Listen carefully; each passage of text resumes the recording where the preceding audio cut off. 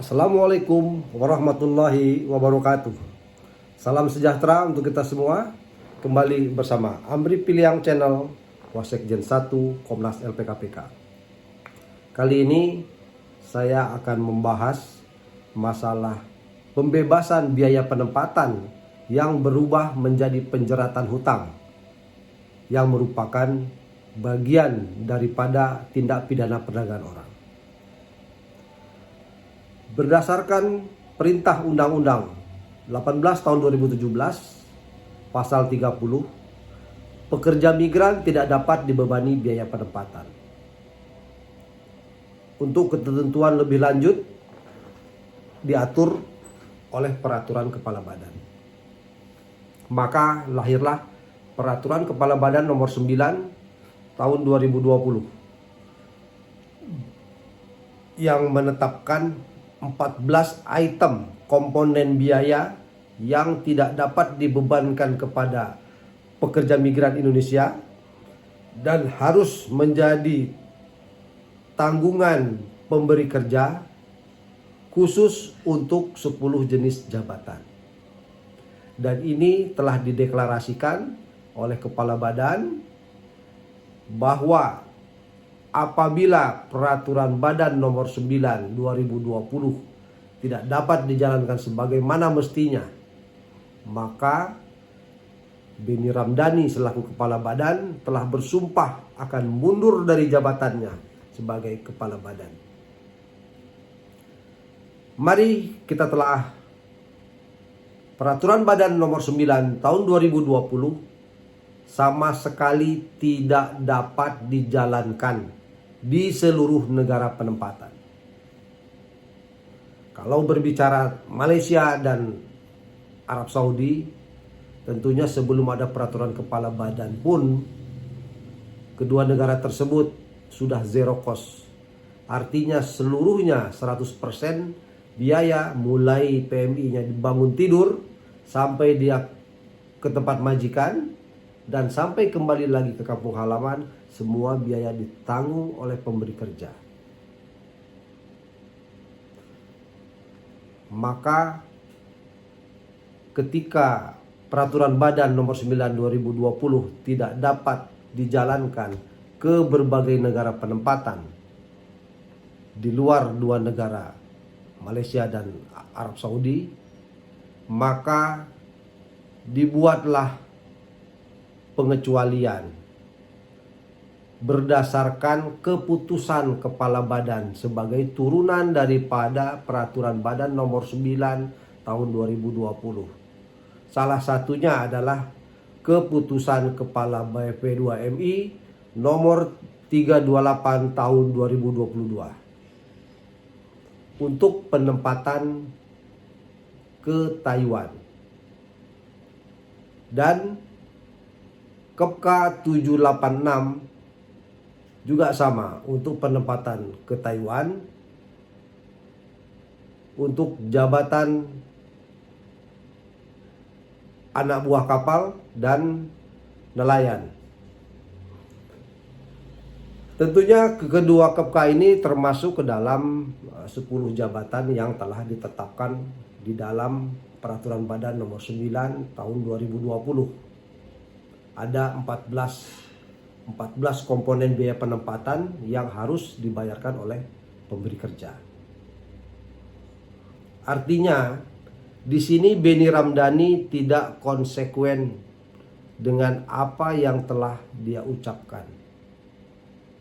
Di saat peraturan badan tidak bisa dijalankan sebagaimana mestinya, maka dia membuat pengecualian dengan mengeluarkan Kepka yang membebankan biaya penempatan kepada pekerja migran Indonesia.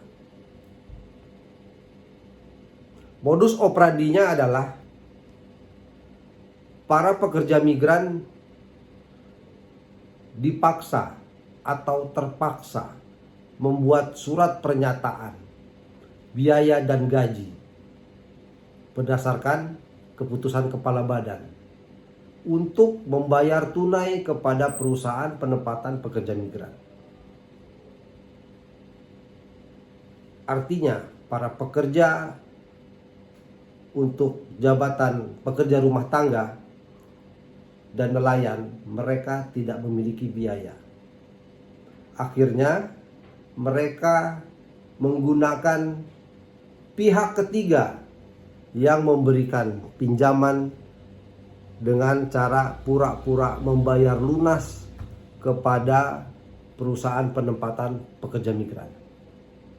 Setelah ada bukti setoran bank dan perusahaan pelaksana penempatan pekerja migran membuat kwitansi menyatakan lunas biaya penempatan, maka bukti pembayaran tersebut dan kwitansi tersebut dilampirkan untuk permohonan visa ke Teto Taiwan. Barulah pihak BP2MI akan melayani kelengkapan dokumen permohonan visa ke Teto Taiwan. Setelah mendapatkan visa dari Teto Taiwan, maka PMI berangkat dengan membawa surat pernyataan yang setibanya di negara Taiwan, setibanya di pihak agensi di Taiwan,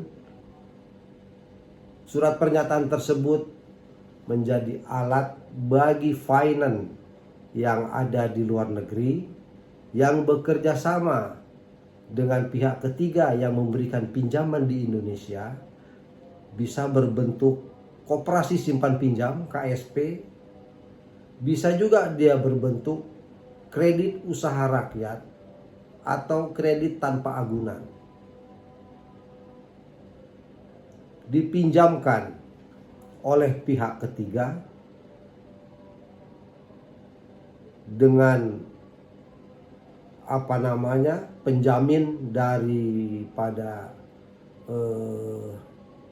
KSP tadi, koperasi simpan pinjam, yang akhirnya oleh finance di luar negeri dipotong gajinya selama 6 bulan hingga 9 bulan.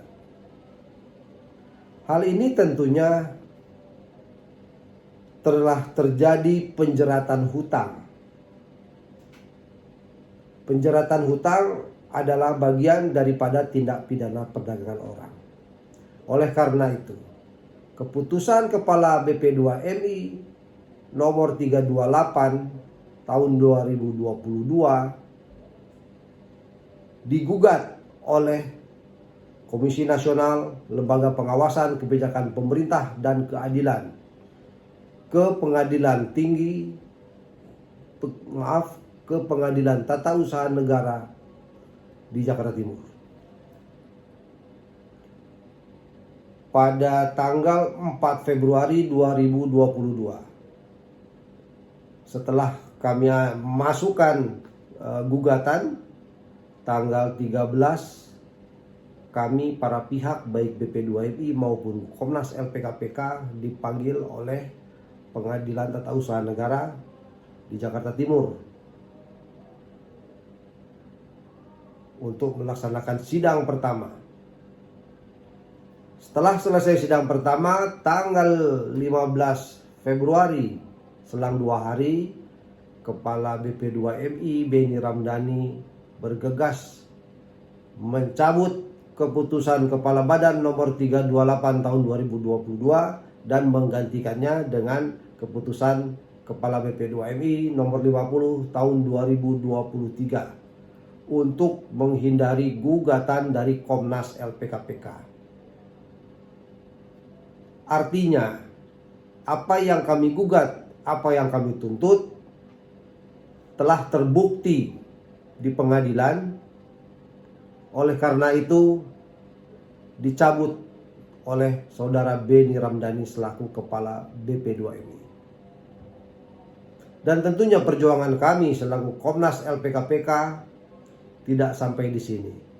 Kami akan terus mengejar pembebanan biaya kepada pekerja migran Indonesia melalui Kepka 50 tahun 2023 yang berdampak pada penjeratan hutang yang membebankan biaya kepada para pekerja migran Juga akan kami kejar tindak pidana perdagangan orang, bahwa terindikasi ada dugaan kuat bahwa Kepala Badan Perlindungan Pekerja Migran Indonesia, Bapak Benny Ramdhani, telah menyalahgunakan kekuasaan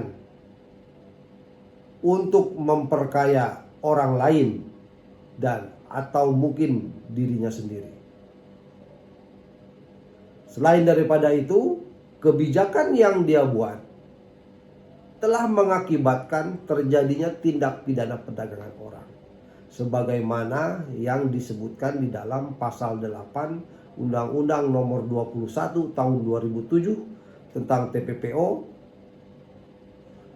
yang berbunyi, penyelenggara negara yang mengakibatkan terjadinya tindak pidana perdagangan orang, maka hukumannya akan ditambah 1/3 dari ancaman yang tertuang di dalam pasal 2, 3, 4, 5, dan 6.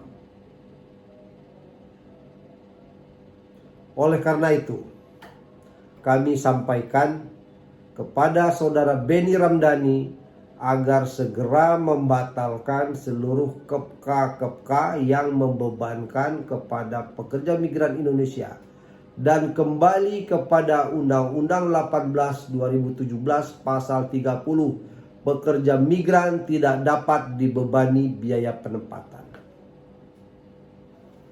Bagaimana? Pertanyaannya Benny Ramdhani tentunya, lantas uang dari mana untuk menempatkan? Hari ini saya beritahu kepada saudara bahwa Peraturan Kepala BP2MI nomor 9 tahun 2020 telah salah kaprah. Artinya tidak dapat dijalankan sebagaimana mestinya. Oleh karena itu, Peraturan Kepala Badan nomor 9 tahun 2020 segera direvisi kembali. Tidak perlu gengsi. Anda sudah bersumpah apabila tidak jalan akan mundur, karena Anda sesumbar saat itu. Tetapi kami tidak ingin meminta Anda mundur. Kami hanya ingin meminta saudara Benny Ramdhani merevisi Peraturan Badan nomor 9 tahun 2020 agar 14 item komponen biaya penempatan yang Anda borong untuk dibebankan kepada pemberi kerja dipangkas, dirampingkan menjadi 5 item. Apa saja 5 item? Tiket keberangkatan. Kalau majikan pemberi kerja ingin membutuhkan pekerja, harus sanggup dia menanggung tiket keberangkatan. Kalau tidak sanggup, tidak usah ambil pekerja asing. Yang kedua, tiket kepulangan. Kalau berani ngambil, harus berani memulangkan. Kalau tidak sanggup, tidak usah mengambil pekerja asing. Kenapa harus menanggung tiket kepulangan? Apabila terjadi perselisihan antara majikan dengan pekerja, maka pihak majikan harus mengembalikan pekerja ke negara asalnya. Tidak mungkin diusir begitu saja keluar dari pintu menjadi pekerja migran ilegal. Dan dia harus bertanggung jawab terhadap tiket kepulangan ini. Yang ketiga adalah visa kerja. Visa kerja di mana majikan memohon untuk pekerja domestic worker di rumahnya, tentunya harus sanggup menanggung visa kerja. Dan ini sudah bertahun-tahun sejak zaman dahulu kala. Pertama, penempatan dibuka ke Arab Saudi dan Malaysia. Itu semua sudah berlaku bahwa visa kerja ditanggung oleh pemberi kerja. Yang keempat, legislasi kontrak kerja. Jadi setiap para pekerja dengan majikan harus menandatangani kontrak kerja. Setelah ditandatangani kedua belah pihak, disaksikan oleh majikan, agensi, dan pelaksana penempatan pekerja migran, kemudian di endorsement oleh BP2MI, dan juga di endorsement oleh Kedutaan Besar Republik Indonesia, tentunya harus dilegislasi setelah menandatangani kontrak kerja tersebut. Legislasi siapa yang bayar? Majikan yang bayar. Itu sudah berlaku sejak zaman dahulu, sebelum adanya penempatan ke negara lain selain Arab Saudi dan Malaysia. Yang terakhir adalah jasa penempatan. Jasa penempatan tidak dapat dibebankan kepada pemberi kerja untuk sektor domestik. Mulai dari kampung sampai dia mengikuti pelatihan, kemudian diproses biaya penempatan sampai ke tempat majikan, jasanya dihitung berapa, ditanggung oleh pemberi kerja. Karena yang mendapat manfaat adalah para pemberi kerja. Mereka tidak lagi terbebani oleh hal-hal kecil yang berada di rumahnya, sehingga mereka bisa fokus bekerja di perusahaan dan berbisnis di luar untuk meningkatkan ekonomi keluarganya. Dan sangat wajar jika jasa tersebut diberikan kepada pelaku penempatan tanpa membebani kepada pekerja migran Indonesia.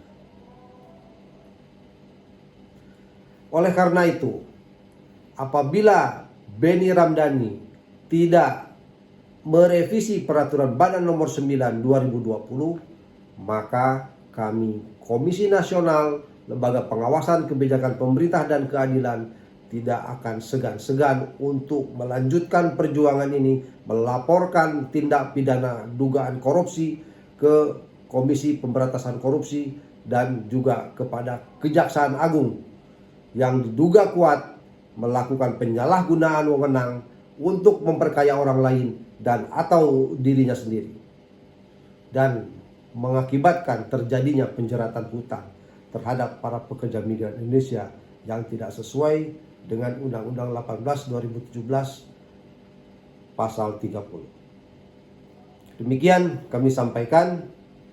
Amri Piliang, Wasekjen 1 Komnas LPKPK. Wassalamualaikum warahmatullahi wabarakatuh.